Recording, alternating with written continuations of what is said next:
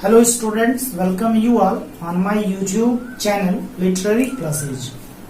Dear students, today we are going to enjoy a very short and lucid short story entitled as A Letter to God, written by G.L. Fuentes. Students, before jumping into the river of today's topic, let me tell you something about the writer of this lesson. Students, G.L. Fuentes belongs to Mexican City. You know, Mexican City belongs to North America. Students, the writer was born in 1897 and died in 1966. Students, as you know, in our country, Bharatvarsh, Munshi Premchand is considered the emperor of novelists. But whenever you read his lessons, especially short stories, he tries to reflect the social, economical and cultural conditions of his time through his lessons. Similarly, G.L. Fuentes in his novels, especially he is a novelist. After then he has composed some poems and also he was journalist. After concluding, you can say the writer is a well-known novelist, poet and journalist of Mexican City. He has got some prizes in science and art schools in 1935. When he used to write, students, I would like to mention you, when he used to write through his novels and through his short stories, he used to reflect the social problems, especially economical problems of his time, of common people before his government. Students, I think this is enough for you, and now we should jump into our lucid lesson entitled as Letter to God. Students, you have written, perhaps you have written, or your parents must have written letters to their relatives, and you have also written letters in your exams because in today's era we are in the age of mobiles and we are in the age of computer. That's why, but your parents must have written letters to their relatives, and you have written letters to editors, to principals, but you would have not heard such title, A Letter to God. This lesson we are going to study. I think this lesson will not be only amazing or fascinating, but this lesson will tell you something, that there is also a supreme authority, there is also an almighty power, and a person never should lose his hopes, his faith in God. In this lesson, the protagonist or the main character of the lesson is named Lencho, and a very measurable condition happens in his life that you can say through the natural calamity of very heavy downpour along with hailstones, and he, being a farmer, loses his everything, but he never loses his hopes, he never loses his faith in Almighty power. And in this chapter we will learn how his God, his Almighty God, maintains his faith through the members of post office, through the other people, and at last he overcomes his obstacle. We will learn in this lesson. Students, let us jump to our topic. You know, our textbook is entitled as First Flight, and this is our first lesson. आपको मैं यहाँ बताऊंगा कि आपके पास book होगा और आप इसमें पहले लेसन को आप अपने घर पे ओपन कर लीजिए. आपको पता है दिस इज ऑनलाइन क्लासेज और virtual classes, the teachers are not available before you. हाँ, लेकिन कोई दिक्कत आए तो आप कमेंट बॉक्स में लिख सकते हैं. तो हम लोगों को स्टार्ट ही पढ़ना है, लेकिन उसको स्ट्रेंथनिंग करके ही पढ़ना है. तो आपके सामने मैं पहला पैराग्राफ पढ़ रहा हूँ और कुछ शार्ट में ही पढ़ूंगा ताकि आपको भाव पता लगे. आप भी अपने घर पे हमारे साथ बुक लेके पढ़ सकते हैं. जैसे पहला पैराग्राफ में पढ़ रहा हूँ, इसमें देखिए स्टूडेंट्स क्या बताया गया. पहला जो पैराग्राफ है इसमें लिखा है कि the house the only one in the entire valley set on the crest of A low hill From this sight, one could see the river and field of ripe corn dotted with the flowers that always promised a good harvest. The only thing the earth needed was a downpour or at least a shower. Throughout the morning, Lencho, who knew his fields intimately, had done nothing else but see the sky towards the northeast. पहला जो paragraph students इसमें बताया गया है कि जो Lencho है उसका घर कहाँ पे स्टैब्लिश्ड है। इसमें बताया जाता है कि उसका जो घर है वो वैली में स्थित है और वो जो वैली है वो किसी पहाड़ी के क्रेस्ट पर यानी पहाड़ी की चोटी पर स्थित है। आप ऐसे भी ज्योग्राफिकल जानते होंगे वैली उसके निचले भाग पे होता है, लेकिन वहां पे और कोई मकान बहुत नजदीक नहीं, जैसे आजकल हम लोगों का है, वो एकदम अकेला घर होता है और वहीं पे बगल में उसके अपने मैदान होते हैं, अपना खेत होता है। और लेंचो जो होता है वो घर से बाहर निकलता है और सुबह का समय होता है और क्या देखता है कि उस समय की जो परिस्थितियां, the circumstances of that period, that every field was in search of water, यानी उस समय हर खेतों को यदि कुछ चाहिए होता है तो वो केवल होता है बारिश। इसमें दो वर्ड स्टूडेंट्स आया है, एक आया है आपका डाउनपोर और एक आया है सावर। यानी डाउनपोर का मतलब हैविली रेन, ठीक है ना, बहुत मूसलाधार, माने उसको कहते हैं बहुत बारिश, मूसलाधार पानी, अतिवृष्टि इसको आप कह सकते हैं।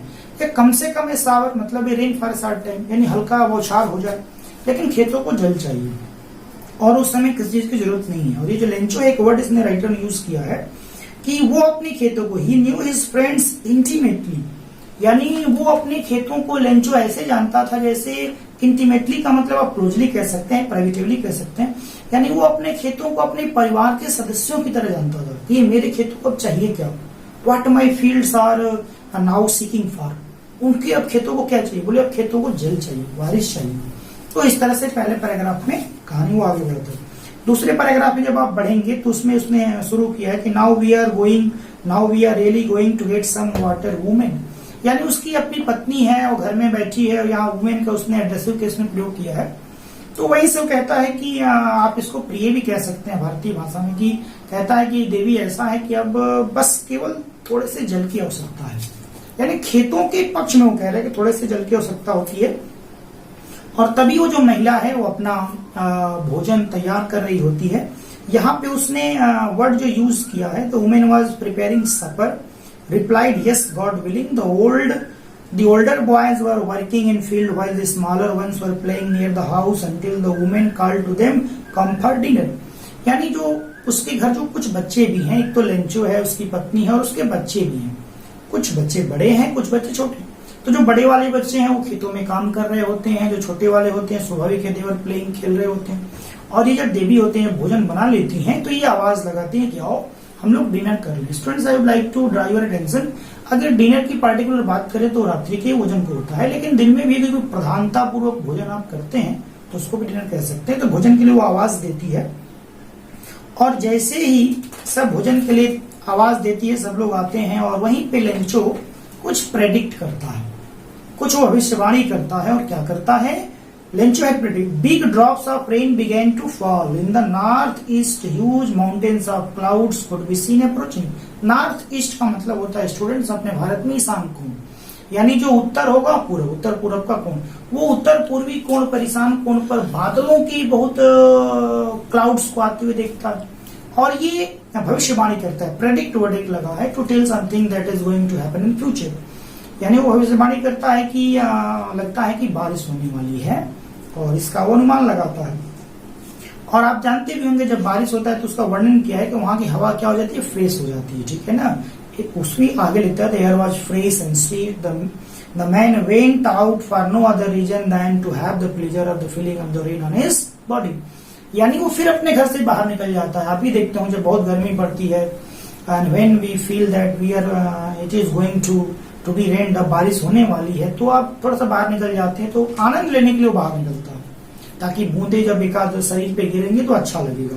और जब वो बाहर जाता है तो फिर वो लौट के आता है और खुशी से एक्सप्लेन करता है, क्या कहता है, these are not rain drops falling from the sky, they are new coins. देखो यहाँ पे सिचुएशन प्रसन्नता का है। जब वो लौट के आता है तो कहता है कि देखो अरे ये बारिश की बूंदे नहीं है, ये तो सिक्के हैं, ये मुद्रा है। इसका अर्थ ये समझना है कि ये हमारे खेत के लिए बहुत अच्छा है, जब हमारे खेतों में पड़ेगा तो हमें धन देगा। ये ड्रॉप्स नहीं है, हमारे लिए धन है, ये कॉइन्स है, ऐसा वो प्रसन्नता व्यक्त करता है। The big drops are 10 cent pieces and the little ones are 5। वो ये भी कंपेयर करता है कि जो बड़ी बड़ी बूंदें हैं बारिश की वो 10 पैसे या वहां का करेंसी मान लीजिए 10 सेंट पीसेज वाले हैं, जो छोटे हैं वो 5 वाले हैं। तो यहाँ पे लेंचो बहुत प्रसन्न है बारिश की बूंदों को देखकर। लेकिन देखिए ड्रामेटिक चेंज इसको कह सकते हैं, यहाँ पे एक प्रकार का परिवर्तन कहानी में आता है। जैसे कहते हैं ना कि डिजेस्टर आपको किसी रूप में आ सकता है, कभी भी आ सकता है। तो अगला जो पैराग्राफ है वो तुरंत चेंज हो जाता है। With a satisfied expression he regarded the field of ripe corn with its flowers draped in a curtain of rain. Draped का मतलब ढका हुआ। But suddenly a strong wind began to blow and along with the rain very large hailstones began to fall. जैसा मैंने कहा अचानक तेज हवाएं चलने लगी और तेज हवाओं में ही हेल यानी बर्फ, हेलस्टोन्स माने पेबल्स ऑफ स्टोन यानी बर्फ के टुकड़े गिरने लगे। These truly resemble new silver coins. The boys exposing themselves to the rain ran out to collect the fragile pearls. वो बच्चे जो भी खेल रहे थे बारिश की बूंदे इकट्ठा कर रहे थे, वो इन रेन्स को लेने के लिए इनके क्या नाम है पजल्स को लेने के लिए पल्स मान करके ये मोती हैं और उनको लेने के लिए इकट्ठा करने के लिए बाहर आते हैं। अब यहाँ पे स्टूडेंट्स क्या देख सकते हैं कि यहाँ पे एक ड्रामेटिकल चेंज आता है कहानी में। It is really getting bad now, explained the man. I hope it passes quickly. It did not pass quickly. अब यहाँ पे इस पैराग्राफ में बताता है कि लेंचो होप करता है, ईश्वर से भी निराश नहीं होता है। उसे लगता है कि ये जो हेल स्टोन है बहुत जल्दी निकल जाएगा, लेकिन वो डरा हुआ है। होता क्या है कि अब वो बारिश, वो जो हेल स्टोन है जम के होता है। और जहां भी देखिए इसमें वर्णन किया गया कि for an hour the hail rained on the house, the garden, the hillside, the cornfield and the whole valley. Everywhere where he could see there was only hail. Everything was just turned into white. हर जगह केवल सफेद सफेद हो गया होता है। Not a leaf remained on the trees. The corn was totally destroyed. The flowers were gone from the plants. Lencho's soul was filled with sadness. पेड़ों पे एक पत्ता नहीं था। There was not a leaf on the plants.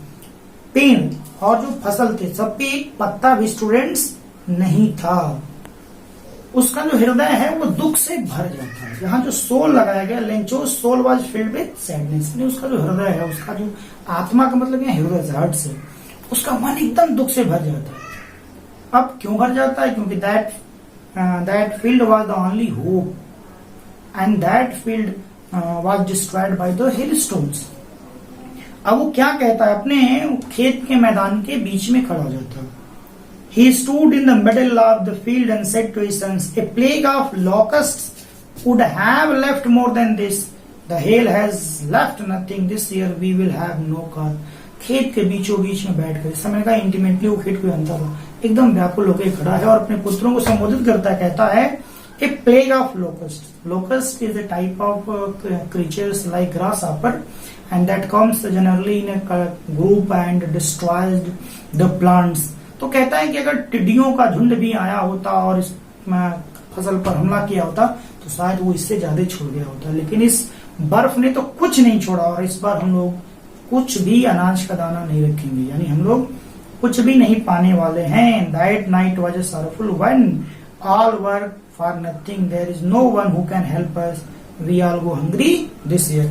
और यहाँ कहता है कि अभी इस बार हम लोग भूखे मरने वाले हैं, हमारे पास अनाज का दाना नहीं होगा। वी हैव नो वन, जैसा कि पता है कि पूरे एंटायर वैली में उसका एक ही घर था, उसका कोई पड़ोसी भी नहीं था हमारे आपकी तरफ जाकर मदद कर ले।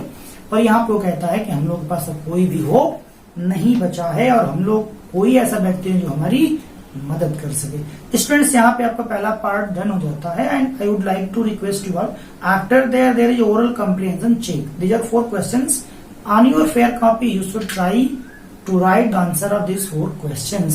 In next video, I will carry the lesson from here and we will entertain our study in a well manner. Okay, thanks.